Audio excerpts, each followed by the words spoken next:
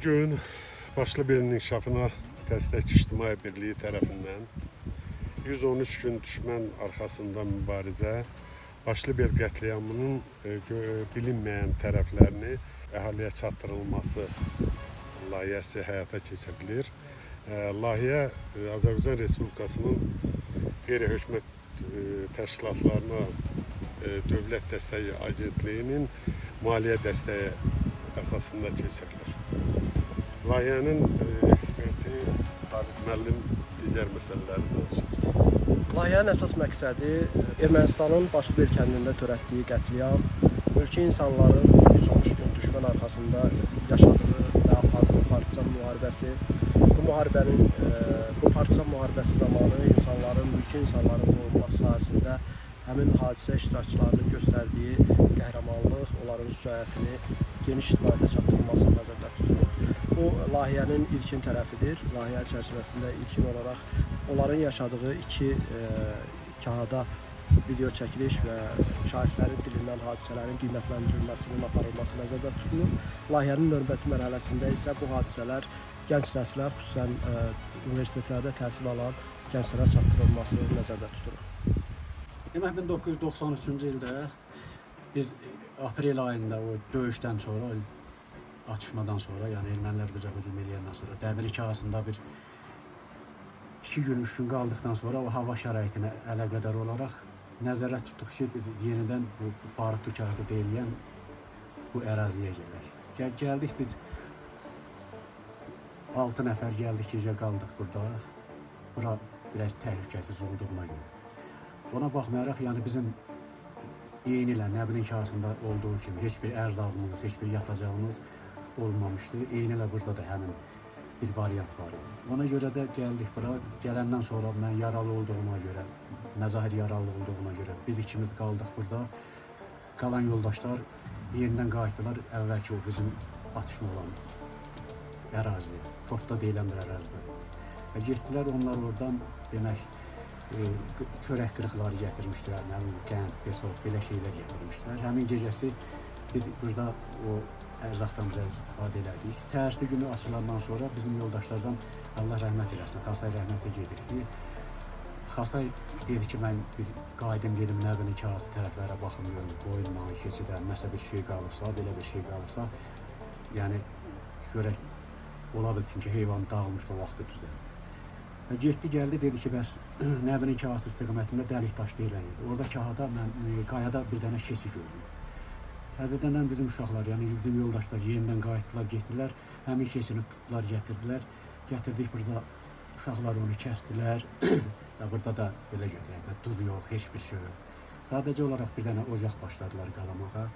Elə əti, həmin onun şalatın, ətin ocaqda pişirdilər ki, yəni acından olmadı. Və bizim burada, yəni bu məskunlaşdığımız kağıda bizim bir dənə inəyimiz də vardı. Hansı ki, biz o inəyi saxlayırdıq, onun südündən, qatığından istifadə edirdik. Çünki bizim burada müasirədə qalan insanların içərisində körpə uşaqlar vardı, ahıl insanlar vardı. Mütəmadi olaraq biz daimi o inəyin südündən, qatığından istifadə edirdik. Beləliklə, bax, biz hər gün günlərimizi sayırdıq. Sözün açığı belə heç ömrü boyu inanmazdıq ki, biz yəni ki, heç bir ümidimiz qalmamışdı ki, biz buradan sağ çıxaraq, gedərik, çıxaraq. Yəni çox belə, necə deyim, danışmaq biraz çətindir mənim üçün. Həm də ki, neçə illərdir, yəni uzun müddət arada fasilə olur, 30 ildir artıq olduğuna görə müəyyən şeylər yaddaşımızdan silinir. Mən çox danışmaq istəmirəm. Yəni, Allah'ıma günlər şükür ki, torpaqlarımıza qovuşduq. Min şükür Allah. Min şükür yenə Allah şəhidlərimizə rəhmət eləsin, qazilərimizə can sağlığı versin, xalqımıza, millətimizə, dövlətimizə. Allah'ıma günlər şükür. Bura bizim qoxmamızdır.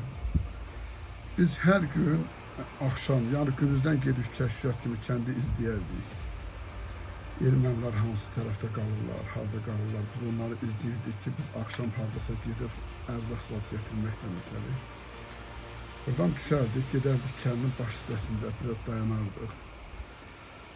Sonra bir-iki nəfər biraz qabağa gedib izləyir, sonra bu kartof quyularının yerlərini bilirdi əvvəlcədən. Kartof gedib çıxardardıq kənddən. Evlərə girəndə, yəni o vaxtı unu gətirib yeşiklərə tökürdülər. Yeşiklərdə ancaq unu yığardıq, meşoblara yığıb. Və dəstə hardasa 7-8 nəfər dəstə çiyinlərində odun, bellərində yük, qayıdıb gəlirdik, gəlib səhər-səhər çıxırdıq Bükahıya. Hər gün ardıcıl olaraq həmin şeylər həyata keçirilirdi. Yəni, ərzaq məsələsini ancaq kənddən biz cavanlar gətirərdik. Deməli, burada bizim yeməyimiz burada olardı. Hər gündə radyo qulaq asardıq. Bizim burada bir balaca əl radiyomuz vardı. Ancaq xəbərləri izləyərdik ki, görək Azərbaycan ordusu hara kimi gedib, ağlaş buradan. Onu da dəqiq bilirdik ki, bizim ordumuz Mürov ətəklərindədir. Yəni, Mürovun o bir tərəfdədir. Bizim bəzi tərəfdə ordumuz yox. Amma bura bizim Qıxnamız, Qımdan yuxarı bizim bir 5-6 yerdə yatacaq yerləri, yəni o yuxarıda əskərlərimiz hamısı yuxarıda belə balaca bir özlərinə yer eləmişlər daşın deşiklərində, yəni orada çıxıb istirahət edərdilər. Ardıcıl olaraq da bu Kağanın yuxarı hissələrində post qoymuşdu, izlənilirdi. Bir dənə daşın dağında 2-2 oturardıq, dəyişərdik, izləyərdik, görərdik, bəli, erməni gəlir, gəlmir. Yəni o post kimi də onu da yaratmışdıq ki, yəni təhlükəsizliyini təmin edək. Belə də bu 113 gün bizim bu yük daşımamız, burada bu ağır həyatı yaşamamız bizə qismət oldu ki, onu burada yaşadıq da biz ölmədik. Ermənilərin öldürüldüklərini müəyyən qismlərini dəfn edə bildik. Amma bizim ora sağ getməyimizi də bilmək olmadı. Yəni bir ümidimiz var idi ki, bir ümidlə yaşayırdıq ki, biz də gedə biləcəyik. Çünki bizim əsasən yanımızda o yaralılar vardı. Şəhriyarın qolu elə bir vəziyyətdəydi ki, Allah'ın olsun. 3 ay şəxsən böyük insan olsaydı özünüzdə, o 3 ay çox zulüm çəkdi. Çox zulüm çəkdi o qolunu. Sərmaya onu kimi çox əziyyət çəkdi yarasından, Elşad onu kimi çox. Həm də soyuq havalardı, hamısı İsmətin özünün yarasından çirk gələ-gələ o bir gün burada dayanmadı, bizlə bərabər kəndə getdi, gəldi, özə qabaqda gedib gəldi. Belə bir ağır həyatı yaşadıq, bugünə şükür gəldik. Bir gün gəlib burada bu çətin günlərimizi, olduğumuz yerləri gördük. Adam çox həyəcanlanır. Çox şeylər belə bilirsin nətərdir. Adamın yadından çıxır, həyəcandan çıxır. Bir dəfə adam nə bilim, buraları görür, xəyalına o qədər şeylər gəlir ki, danışır. Elə bilirsən ki, həmin həyatın içindəsin. Çox bilirsən nətərdir. Adam özünü zorla tutur ki, göz yaşını saxlaya bilsin. Gəlirsən, bu hərləndiyimiz yerləri, yükü hara kimi daşıyıb aparıb qoyduğumuz yerləri, necə çətinliklə bura o yükün, odunun, yanacağın bura gətirilməsi, adam sən fikirləşir, adam çox kövrəlir, çox. Yəni, yenə bugünə şükür. Bugünə şükür gəldik, yenə sizlərlə gəldik, buraları çəkirsiniz, ictimailəşdirirsiniz. İndi qismət Allah'tan görək, axırımsara gedəcək. İnşallah yaxşı olar bugündən belə.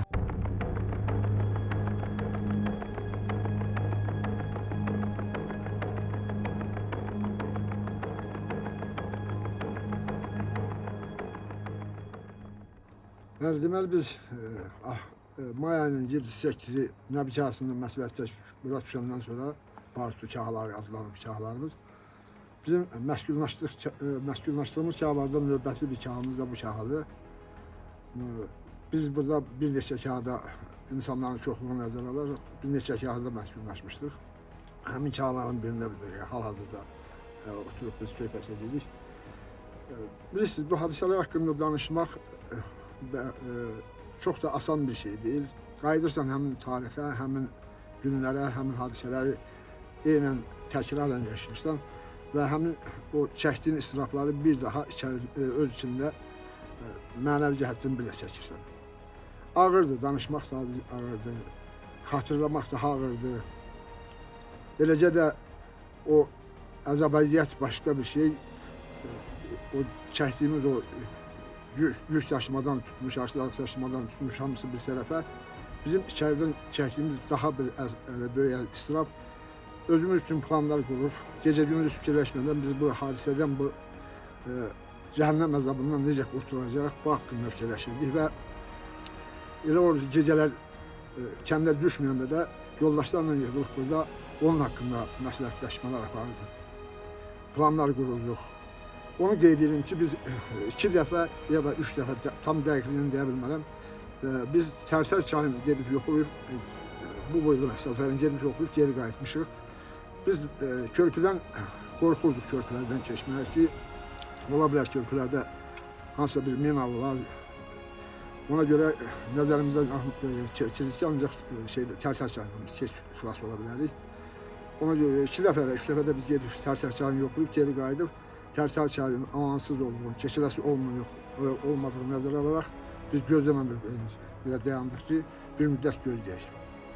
Və nəhayət iyul ayının 2-ci günü, biri günü Çobdar Şəkərəm kəndindən İsmail Bağban tapdıq ki, bizim kəndə gəldilər. Bizim kahalar da burada görüşdük və onlar getməyi dedilər ki, biz sabah çıxmaq istəyirik. Allah rəhmət eləsin. Qədim dayı bizim kahada idi, bizlə bir yerdə yaşayırdıq burada. Əzab-əziyyəti, bu zülmü çəkənlərdən biri də Qədim dayı idi. Qədim dayı İsmail kişi ilə yezinə qayın idi və İsmail kişi Qədim dayını özlərindən aparmağa mənə təklif elədi. Mən İsmail dayıya dedim ki, İsmail dayı, Allah köməyiniz olsun, artıq kimi götürə bilirsinizsə bizim üçün böyük köməkdir. Çünki biz 30 nəfərik, bunlar cəmisi 7 nəfərdir. Hem nə qədər adam götürə bilirsiniz, götürün. Allah sizdən razı olsun. İsmail kişi də ancaq Qədim dayını aparmağa dedi ki, yox, Qədim dayını gedəcək. Nəzə məsləhətləşdik, razılaşdıq ki, Qədim dayı geçsin. Mən bir məktub deyək də, bir balaca bir kağız yazdım. Verdim bunlara və bunlara uğurlu yol arzuladıq. Və dedim ki, inşallah sağ-salamat gedib çıxsanız, Xanlar rayonunda, o vaxtki Xanlar, indiki Göygöl rayonunda mənim böyük qardaşım Seyfəli yaşayırdı. Dedim, inşallah gedib sağ-salamat çıxsanız, bu kağızı, məktub parçasını verərsiniz mənim böyük qardaşıma. Və orada da qeyd eləmişdim ki, Seyfəli, biz hələ ki sağ-salamat yaşayırıq buralarda. Belə deyim, bizim radyomuz var. İnşallah ki, bu insanlar gəlib çıxsa, sağ-salamat gəlib çıxsa, bizə radyo vasitəsindən parol şəklində məlumat verərsiniz. Aynı 2-ci gün İsmail kişi, Qədim dayı yola düşdü. 7 günə bu insanlar gedib çıxır. Həmin o Göygöl rayona, Xanlar rayona və məktubu mənim qardaşıma çatdırırlar.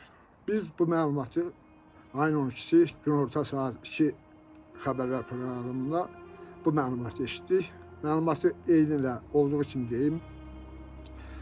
Məlumat belə idi.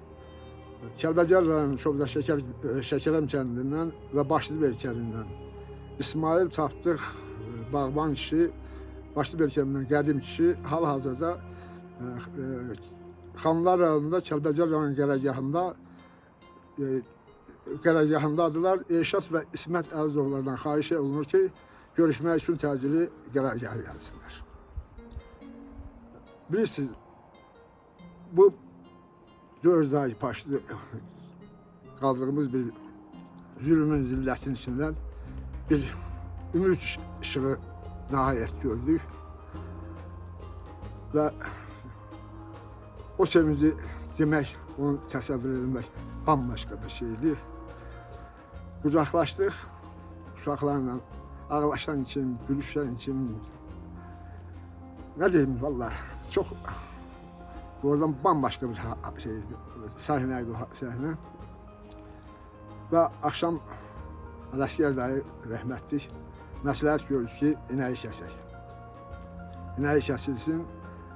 2-3 gün yol üçün azuqalar hazırlansın və 2-3 gündə nə yeyə bilsək, bu inəyin ətindən burada heç olmasa uzun müddətli ət yeməyi yeməyən adamlar nəhayət ətdən də biraz yeyirlər. Təbii ki, insanın qanadı olsa bəlkə də həmin vaxt düşə bilərdi. O sevinçdən, o hadisəni eşidən, o xəbəri eşidəndən sonra. Və inək kəsildi axşam.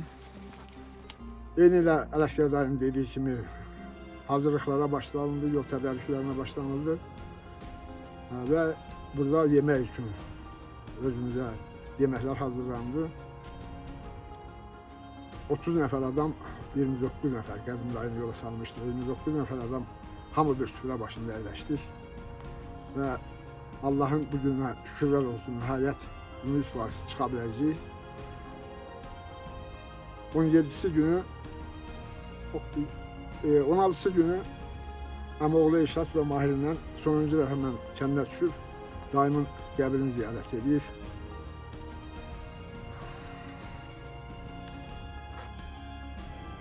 Və nəhayət 17-si günü bu çağlardan biz vidalaşdıq. Ağcağa ziyanəmiz çatanda sonuncu dəfə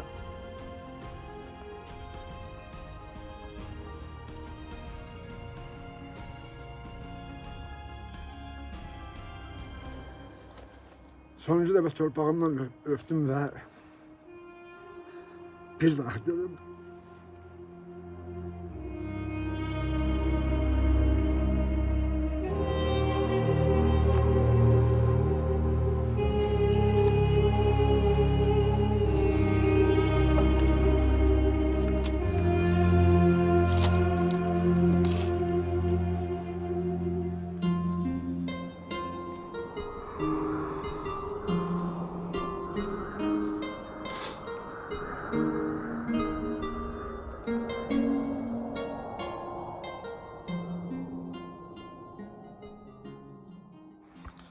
Bəs necə getdiniz, necə çatdınız?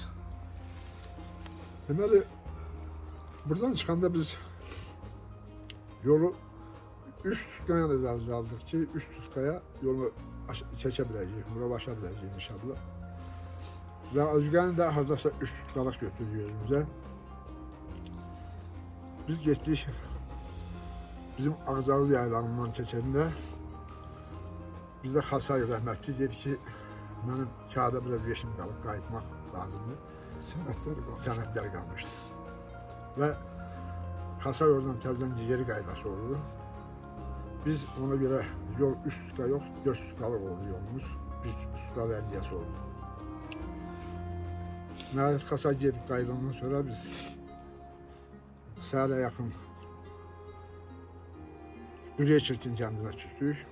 Axşama qədər Quzey Çirkində qaldıq. Çünki tərsərdən yolu keçəsirik. Biz ancaq o yolu qaranlıq keçməliyik. Hər saat maşınlar keçir. Ona görə Quzey Çirkində axşamı qədər gözləyib, axşam düşdük Tərsər çayının qırağına. Özümüzdən gedəndə kəndir götürmüşdük. Çayın bir tərəfini kəndiri bağlayıb, sonra Mahirlə, yoldaşlardan bir-iki nəfərlə birdən tutaq Tərsəri keçib o yüzden kəndirin o bir başında ona bağladıq. Və cəmaatı 3 saat müddətində cəmaatı çaydan keçirməyə başladı. Qadınlar, uşaqlar, elə kişilər vardı ki, onların da bəzisi yəni, belimizdə keçirildik. 3 saatda çaydan keçib, qalxdıq, tanımırdıq. Biz günüzdən gəldik, Ələkbərlə danışdıq ki, sən bugün günüzdən Ələsgər babanı da götür, düş yola, git, sabah gəlib saat çatdıracaq. Razılaşdıq, sonra səhər-səhər biz durduq ki, ayın 17-si səhər-səhər səfərimiz. Durduq ki, Ələsgər baba buradadır. Ələkbərdən soruşduq, niyə aparmamısan, dedi ki, gitmək istəmir. Deyir, mənə görə özünüzü qılğına verməyin, uşaqlara apar. Bir neçə postları gördük, hansı ki, biz o kətləri dəqiq tanımırdıq, elə belə sonradan eşitdim ki, Dəmirçi dam, Cəmilli kətləri o tərəfdə. Onların bir yerdə postların, 2 postun arasından keçəsi oldu, Qoşqara tərəf. Həmin günü günüzü qaldı, orada bir dənə tövlə vardı. hansı ki o vaxtı kazanma kimi istifadə olunurdu əsgərlər. Getdik, tövlərin arxasında girdik arduz ağaçlarına. Oranı gözlədik gecə düşsün. Gecə düşəndən sonra başladıq Qoşqar dağını qalxmağa.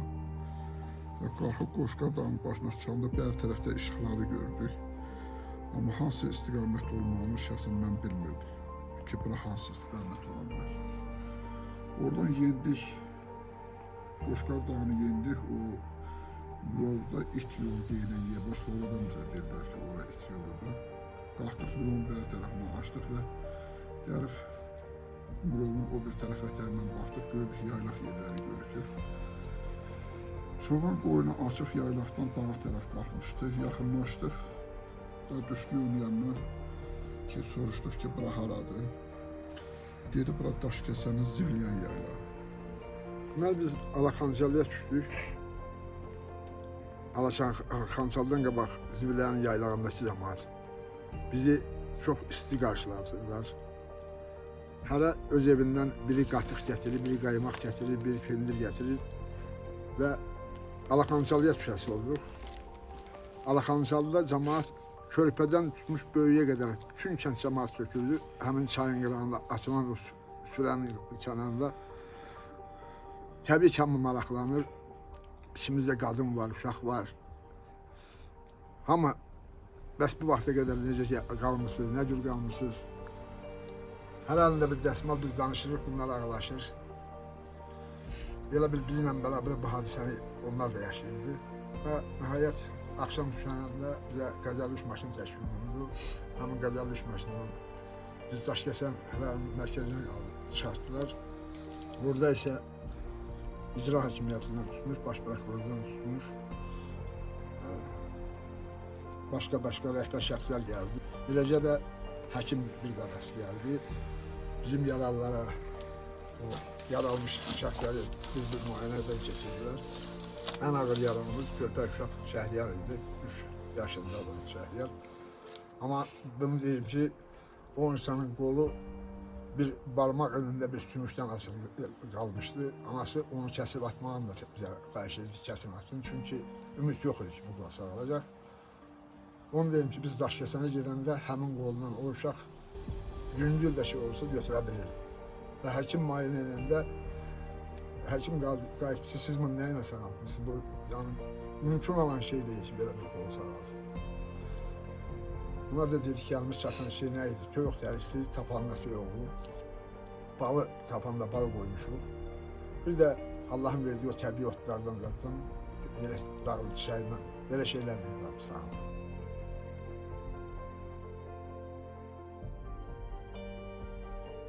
Allah rəhmət eləsin. Hümbət əmi bizlə bərabər həmin kağıda yaşayıb və bizim yaralarımızın sarınmasında, sağalmasında Hümbət əminin və Ağdamlı məzahirinin çox böyük rol olubdu. O iki insan bizim yaralarla məşğul olubdu. Hümbət əminin yara sağaltmağı, Şəhriyanın yarasını sağaltmağı, Sərmayənin yarasını sağaltmağı doğrudan da həqiqətən bir möcüzə idi. Biz Daşkəsənə gələndən sonra Daşkəsən rayonundan mənim qardaşım, böyük qardaşım Daşkəsən rayonunun Bayan kəndində o vaxt təyinatla gəlmişdi orada. Oradakı insanlarla əlaqəsi vardı, yəni tanıyırdılar deyin. Onun bir fəhləsi vardı, ona söhbət eləmişdik, bəs mənim qardaşım mühasirədə qalıb, çıxa bilməyib, belə də danışıb. O da Daşkəsəndə yaşayır. Biz ora Daşkəsənə gələndə o adam bilibdi ki, biz mühasirədən çıxmışıq. Oradan Daşkəsəndən gəlib mənim qardaşıma məlumat verib ki, bəs nə muştuluğumu ver, nə deyirsən ki, mən sənin qardaşından sabit dəqiq məlumat verim. Və biz Daşkəsəndə demək nə olur, sonra səhv eləmirəm. Mahir, sən gəlmişdin? Sən, mən, İsmət, Lalər, Həcər, qardaşı Vəkil. Bir də Sevil. Biz gəldik qardaşım gələ. İnanırsan, onlar biləndə ki, gəlib o körpü var idi orada, Daşkəsənin Bayan kəndində. Mənim qardaşım, üzr istəyirəm, atam, anam, onlar hamısı ayaq yalın, o boyda yolu gəldilər də, nə cür orada, nə bilim. Bizim mülkülərlə vayenliləri ayırdılar, biz vayenliləri apardılar Üçtəpələrə, qoşdular vayenliyə. Səhər-səhər idi.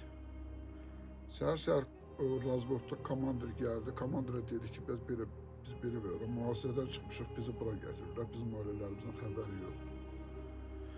O da deyir, sizi bura kim gətirib? Bizi də ora bir polis aparmışdı. Heç polisin də adını bilmirdik. Nəsə gəldi, dedi ki, gözləyin burada, sizi aparacağım Zaur Ruzayevlə görüşəsiniz. General Zaur Ruzayev.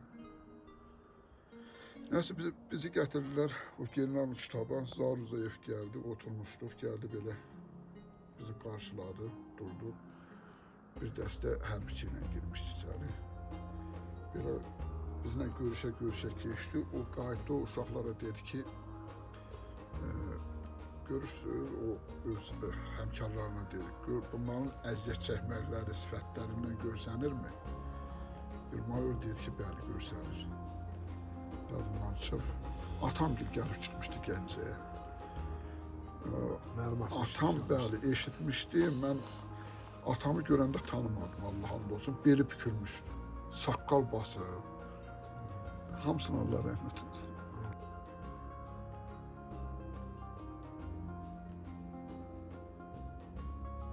Mənim böyük qardaşım Seyfəli Göygöldə xanlar evində yaşayır. Getdi ora. Anam, atam Bakıdaydılar. Bir Seyfəli Göygöldə yaşayırdı. Nəysə Fazil maşın təşkil elədi. Fazillə bərabər əmim rəhmətliklə bizimlə bərabər getdi xanlar evində. Fazil dedi ki, siz maşının üstündə özünüzü görsətməyin. Mən Seyfəlidən biraz belə deyək də, bir məcələrin biraz soruşun, bir görün, bir xəbər yoxdur. Nəysə, qapının zvanıqını bastı və Seyfəli 2-ci mərtəbədən qapını açdı. Baxdı ki, Fazilli dedi, ay Seyfəli, bir xəbər yoxdur ki, dedi, Fazilli, heç bir xəbər yox. Və mən də maşının üstündən elə bir arada başımı çıxardım. Heç olmasa bir baxıram, prost ürəyim partlayır, mən görüşməliyəm. Amma Fazil də şeylikli dayanırdı. Nəysə, bir dəfə belə başımı qaldırıb, 2 dəfə Seyfəlinin gözünə mən o başımı qaldırıb, o hadisəni görülməyi və o səs mənim qulağımda nə qədər qalır. İsmət deyib, pilləkənlə Seyfəli necə kullanırsa, nə deyim bana, o qovuşmaq, o həsrət, o şey nəhayət sona çatmışdır.